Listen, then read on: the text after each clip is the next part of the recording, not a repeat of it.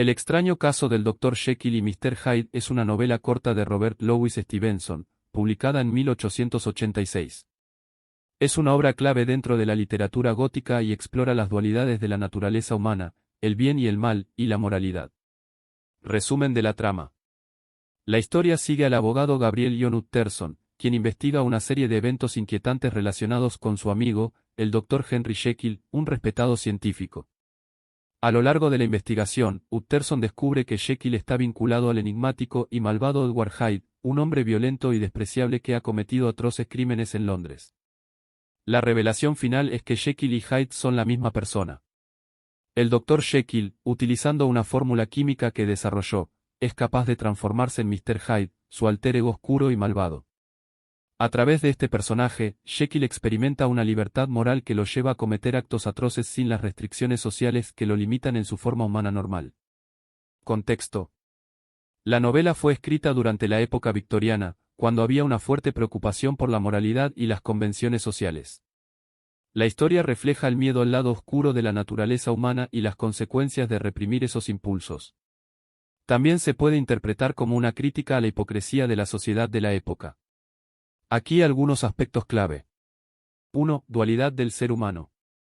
La obra aborda la dualidad del ser humano, el conflicto entre el bien y el mal dentro de cada persona. El Dr. Jekyll, un hombre respetado, crea a Mr. Hyde como una representación física de sus impulsos más oscuros. Esta división se puede analizar en términos filosóficos. Platón y el alma dividida. Platón, en La República, hablaba de la tensión entre el alma racional y las pasiones descontroladas. Dr. Jekyll lucha entre su parte racional, Jekyll, y sus deseos más oscuros, Hyde, reflejando esta idea de la lucha interna. Nietzsche y el Übermensch, el concepto de la superación de la moral tradicional podría relacionarse con la figura de Hyde, quien actúa sin las restricciones morales impuestas por la sociedad. Sin embargo, el relato también critica esta superación al mostrar las consecuencias destructivas. 2. El problema del mal. Filosóficamente, la novela se enmarca en el debate del problema del mal. ¿Por qué existe el mal dentro del ser humano? Jekyll intenta explicar que Hyde es una parte inseparable de su ser y al intentar separar el mal para controlarlo, termina perdiendo el control sobre él. Para Santo Tomás de Aquino, el mal es una privación del bien, no una entidad independiente. Esto se refleja en cómo Hyde no es una figura completamente autónoma, sino una ausencia del bien de Jekyll.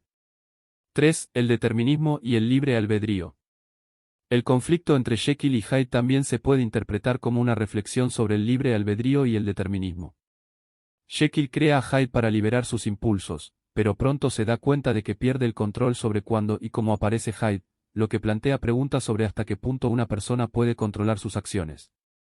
Spinoza defendía que nuestras acciones están determinadas por las causas previas.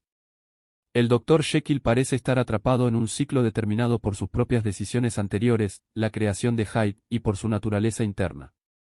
4. El concepto del yo. La novela también explora el concepto del yo y la multiplicidad de identidades. ¿Es Jekyll la verdadera identidad o lo es Hyde?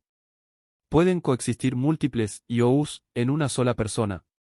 Esta cuestión recuerda las ideas de filósofos como David Hume, quien argumentaba que el yo no es una entidad fija, sino una colección cambiante de percepciones y experiencias.